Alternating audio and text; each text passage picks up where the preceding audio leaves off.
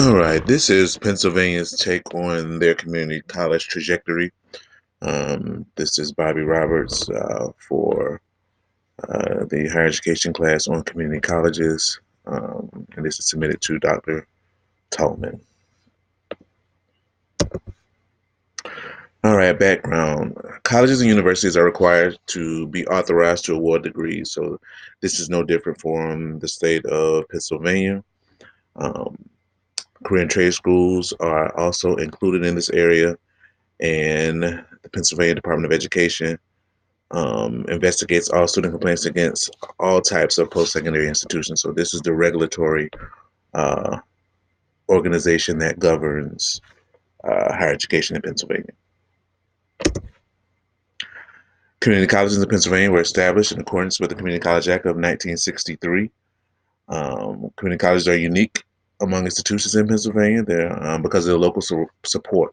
These institutions get assistance from the community and local boards and a lot of funding to help generate because they help provide the workforce. So there's a lot of partnerships that go in to making this reality. Not only do they provide diversity in two-year associates and certificate programs, but they do occupational and technical areas. So this is a lot of work with the CT career technical group as well as dual enrollment in the state of Pennsylvania. Community colleges are at the forefront of remedial and developmental education. Um, like I said, due to workforce development and public safety training. So Pennsylvania sees the need to have a well-diverse workforce. So they believe in partnering and, you know, eliminating barriers to individuals being able to provide for their families and also provide a service as far as work. Within their regional service areas, the institutes have expanded education opportunities, like I said, for economic and cultural development in the area of Pennsylvania. There are 14 community colleges in the area um, that are state funded. So you can see the percentage there of institutions in the area. And you see there are 88 uh, private institutions, but this is only focusing on the community colleges that are public in nature. Um, the enrollment of students at 2-year schools versus 4-year schools, you see there's a slight disparity. The public schools there, the public 2-year schools, there's a lower enrollment, but like I said before, this is a different niche. Public institutions, 2-year institutions provide a different service, so that's why the disparity. And they deal with more non-traditional students in nature. All right, the demographics. You see this primarily whites that are enrolled in the 2-year schools. So it's a high concentration of Caucasian students in the demographics. Pennsylvania Community Colleges serves 80,000 students in 2018-2019. Um, and, the economy basically drives 2-year schools. When the factories need workers, they normally go to the community colleges to provide partnerships and programming to get those, to recertify those employees, to get them the skill set that's needed to provide the service. So community colleges are very, very important to the area of Pennsylvania.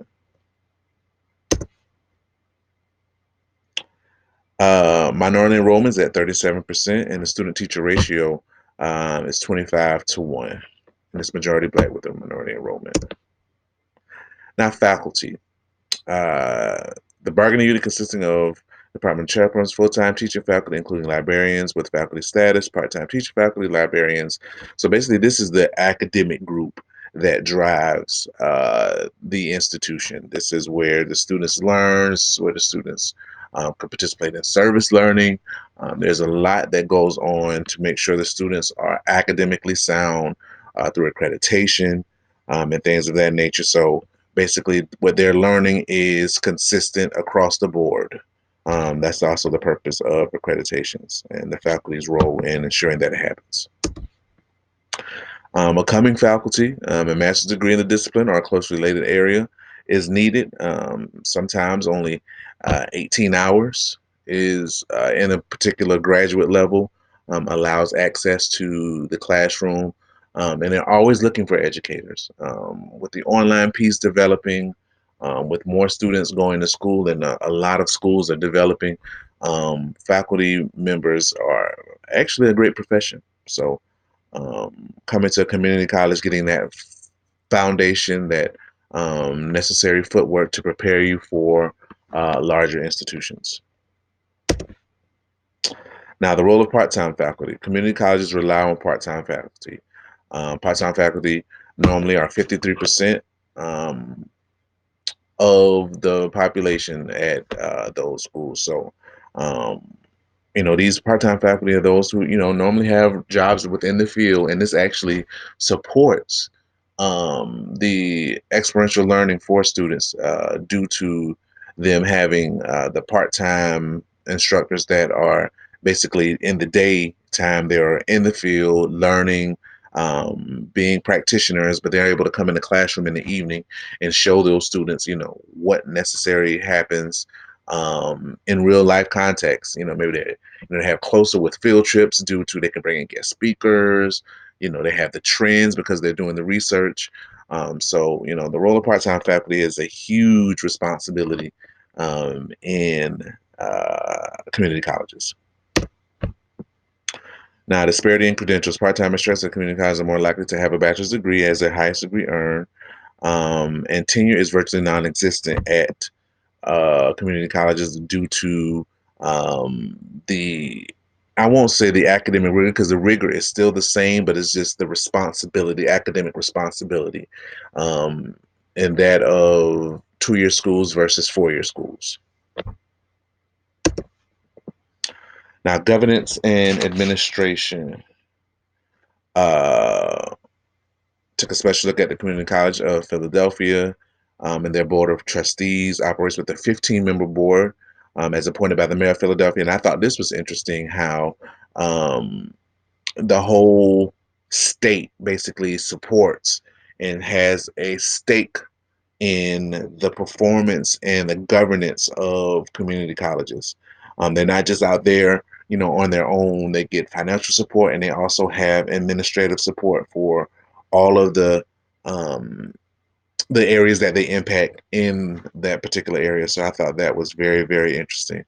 They do have a president in a leadership role that guides um, the mission as well as the vision of the institution. But it's good to see that they have additional external support. Shared governance, this commission that is actively engaged in the following: coordinating advocacy, providing information to the state policymakers, testifying before various Pennsylvania House and Senate committees, serving as a resource for secondary educational policy initiatives, coordinating and providing education, ongoing education about what's going on in the area, and gathering and analyzing information related to the Commonwealth of colleges. The commission also serves as a unified statewide voice of Pennsylvania's community colleges. The organization is charged with the promotion and advancement of student success, um, access and affordability, effective transfer articulation agreements among other institutional sectors, and leading workforce enhancement throughout the course of the Commonwealth. And workforce. This community college basically drive the workforce. They provide a well-educated workforce. So to see the partnership that the state has with community colleges, because basically they're providing the employees, they're making sure they're able to use the machines, they're trained with safety measurements and all the things they need to basically keep the state moving in a progressive direction.